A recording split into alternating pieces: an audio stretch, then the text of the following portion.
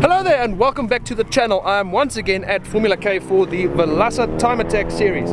Before some of you run to the comments, oh no, why are you there so often? Well, I like coming here. Formula K is a nice venue and Vilaca is always fun to watch because I like to nerd out about these things. That's a bloody nice Swift right there. Anyhow, I got here, it's about 2 in the afternoon. I spent the morning working on the Opel actually. I removed all of its sound deadening in the front half of the car at least. That was not a fun job. I bought a bunch of dry ice because apparently that is the best way of removing sound deadening from a car, especially these older ones. Now apparently the sound deadening is a bit tougher on the more modern cars or the slightly less old cars like 350Zs and etc, etc. But I'm hoping that since this thing is almost 40 years old that the sound deadening will be nice and brittle and the dry ice will work as advertised. One problem with dry ice is it's a bit of a bugger, especially if you don't live close to a dry ice shop, if I'm going to say it like that, because dry ice sublimates. It doesn't melt, it goes straight from being a solid into being a gas, and the place that I bought it from said it sublimates by about 100 grams every hour, and it seems I've had this for around about 16 hours now, no, 12 hours, and it's definitely sublimated more than that, so that's a problem. And obviously you can't really handle it with your bare hands. It's very cold and you'll actually get cold burns from it. And on a bit of a hurry, so instead of giving you a time lapse or a hyperlapse, whatever you call it, I'm just gonna right, I definitely did not buy enough. That's all I have, and I couldn't find the small easy to use pellets. That's the size of what I could find, so I decided it'd be easier to just leave it all in the bags and use the bags. Now if you listen closely you can hear the sound deadening cracking, and that is what you're looking for. That means it's shrinking, it's pulling away from the metal, in theory at least. And some tutorials say to wait for the cracking to subside and then you know you're good. There's no real time frame for how long you should wait to peel everything, so I'm gonna give it a few minutes and come back. I don't know. I am however a bit concerned that I'll have to revisit this because I definitely did not buy enough, and I don't know how long all of that I have is going to last me. I bought about 12.5 kilograms, and 12.5 kilograms turned out to be way less than I thought it would be. Before we continue with the video, I have one quick request for you. Please leave a like, leave a comment. That's 2 requests. And if you'd really like to, subscribe to the channel to stay tuned for more. That's 3 requests. I have 3 simple requests to you. Hit the like button, leave a comment, and if you'd like to subscribe, stay tuned to the content. I work on that thing, I work on that other blue thing, I do other stupid stuff, and we've got a new project joining the channel pretty soon, and it's quite an exciting one. At least I'm excited for it. I hope that you will like it as well, but you'll have to stay tuned to see that one. Anyhow, I've given it time, so I guess let me move the bags to other parts of the floor and see if it's worked. Alright, I'm gonna have to try to do this one-handed, so I've got a tool. Let's jam that in there where it was cool. And it's not worked at all. Now running an interesting layout today.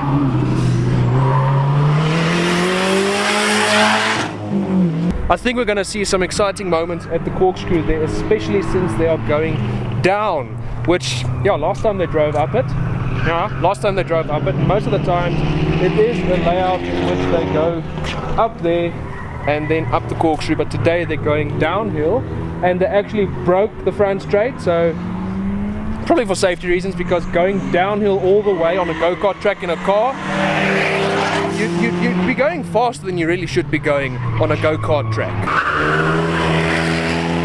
Going down that corkscrew must be quite a fun sensation. I think sensation is the right word, because as I've said many times before, you've got gravity working for you, so you're basically just falling down. It's not a serious drop. I think it's about 1 story, 1.5 stories, maybe 2 if you're really stretching it.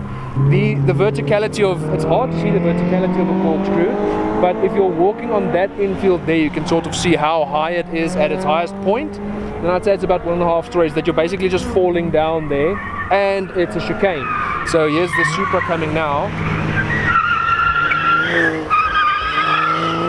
So you can see them slacking off before the first turn. In the second turn they sort of tame into it, because how a chicane an S normally works is you sacrifice speed on your first turn, into and out of the second turn. Because you're going downhill, the amount of speed you're carrying by the end you're out of that second turn is great. You can actually see from here, you can see the cars speeding up. Well, cars always speed up when they get out of turns, more than usual, you know what I mean. I actually spoke to one of the guys that had a hand in building it. Apparently they pick and chose some of the best parts of some of the best tracks in the world and sort of connected and conjoined them to figure out the layout of this track. And this is definitely, I was able to confirm it, the first time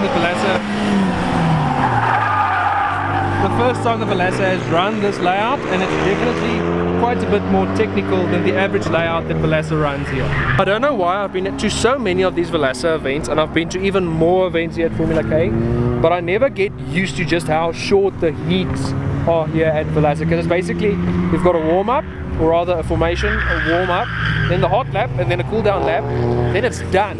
And I mean, that's the best way to run it. Then you're not overdriving your car, you're not taking it, you're not abusing your car, you're basically just getting it to its optimal ranges. You're driving the shit out of it, then you're cooling it down so it doesn't die prematurely, and then you're off track for, I believe, an hour in between heats. That's normally how long a session lasts. And then you're back on again for another short stint, and it seems like that has worked very well for Vilaca, because clearly it works tremendously for getting some competitive driving out of the drivers here.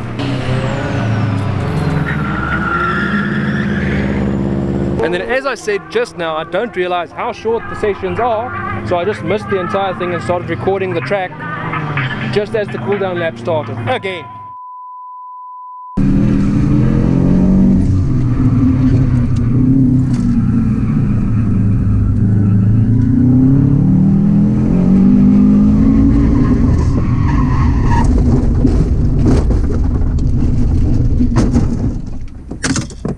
So Michael, you were driving when that happened. Would you like to explain to the camera exactly what you understand happened? Because to me, so you went around that corner there, then the car stepped out on you, and then it just happened. Everything happened from there.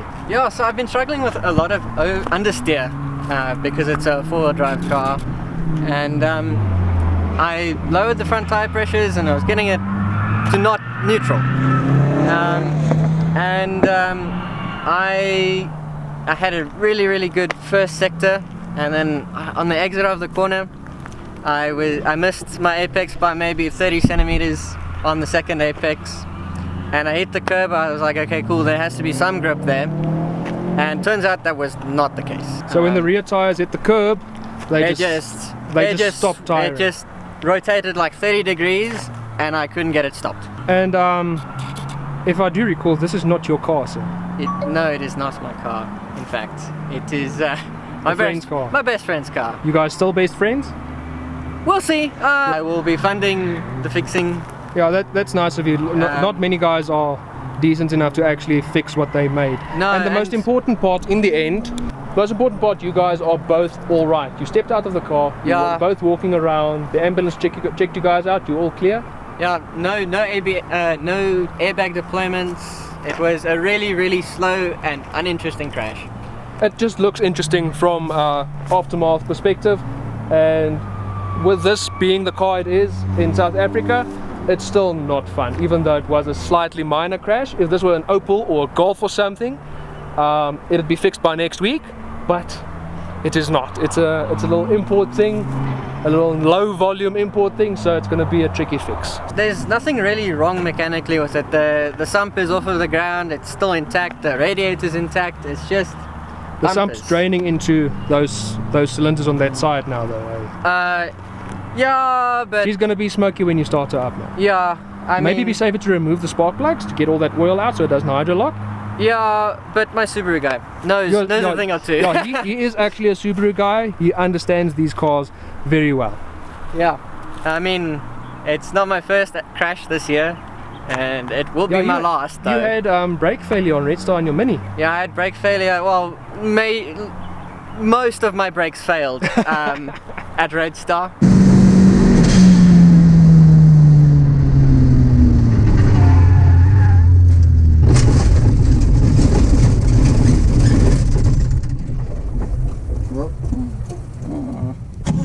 I just ended in a little pirouette in the dirt, and I was hoping this would end the same, and it did. Just there's a ditch. Yeah, and it's a rock ditch, so it's slightly violent.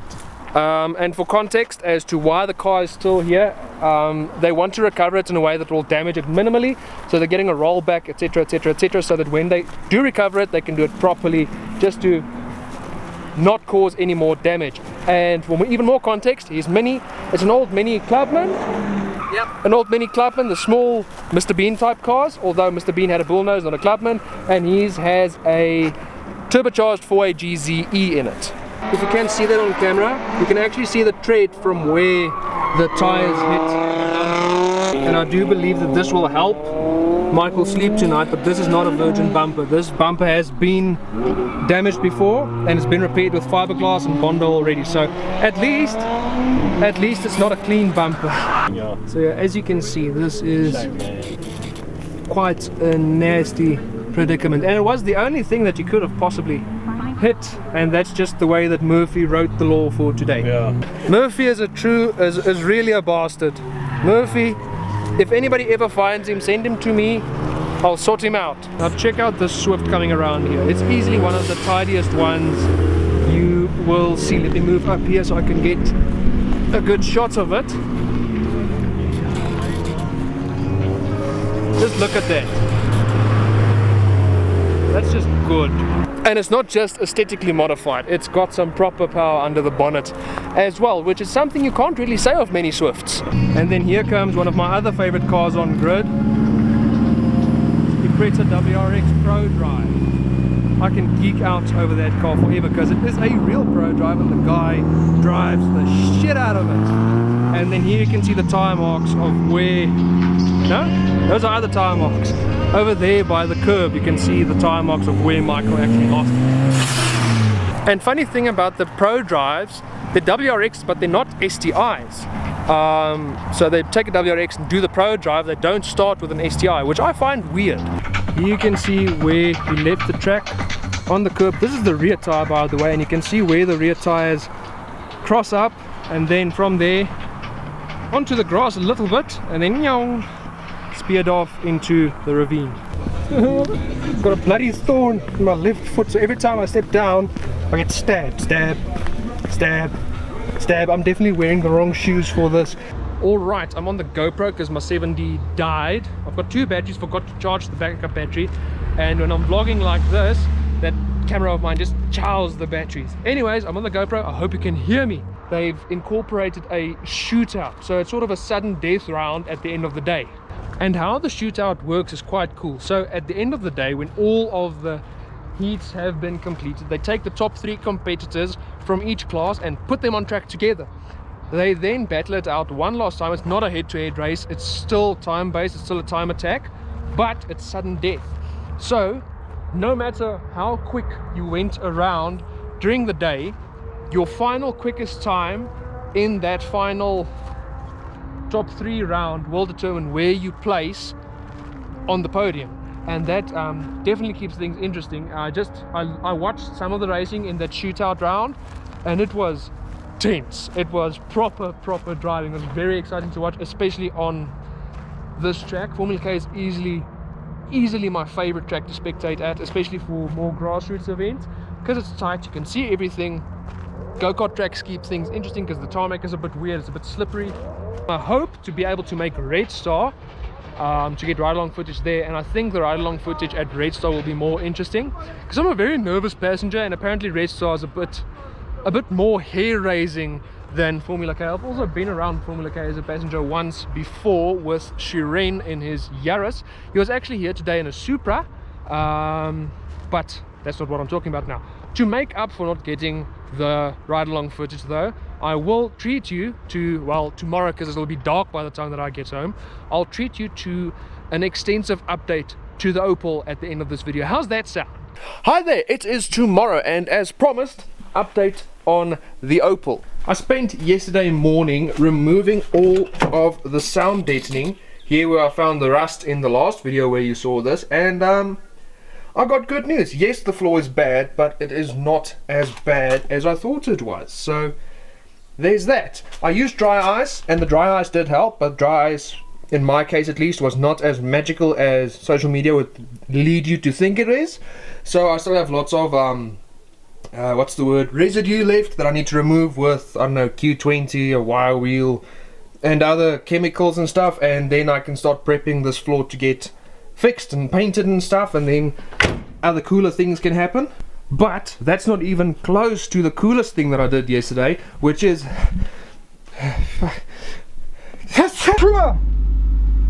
what? Huh? How the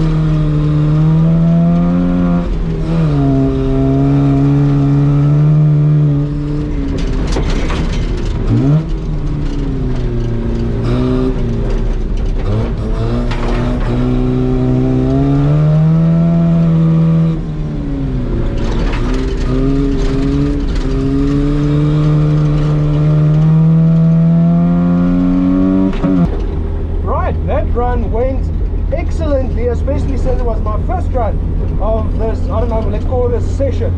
So let's try this run with some commentary. Yeah. Gosh, this thing is loud! At this run I'm going to have to move that airbox because it's so violent in here. Once that secondary trumpet opens up.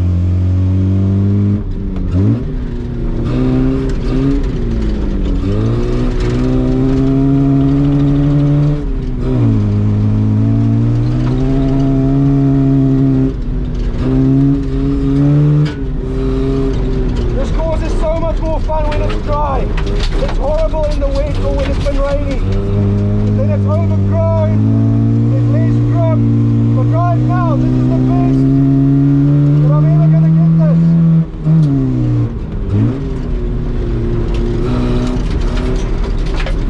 Just watch out for this corner. This corner is like glass. That's always been the case with that. It's just full of these tiny little rocks.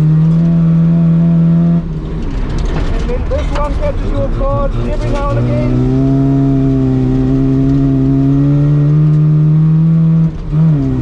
And now we're going back up to the front straight, or rather the first straight, down to third. Don't want to end up in the trees. I don't want to go too far around this corner because it's completely blind.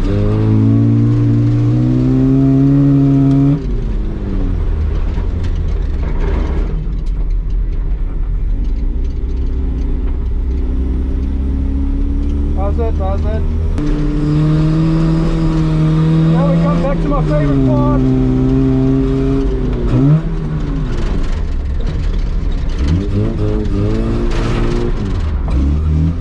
Come on. There you go.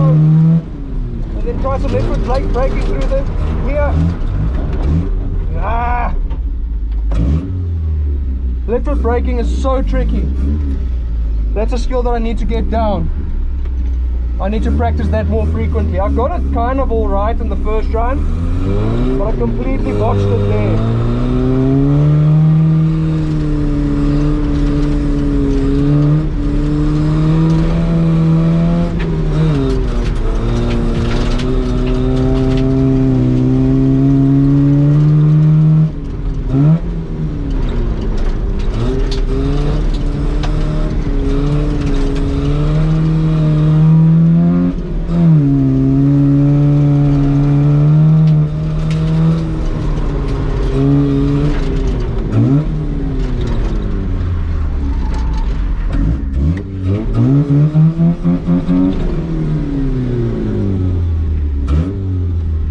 And I've blinded myself.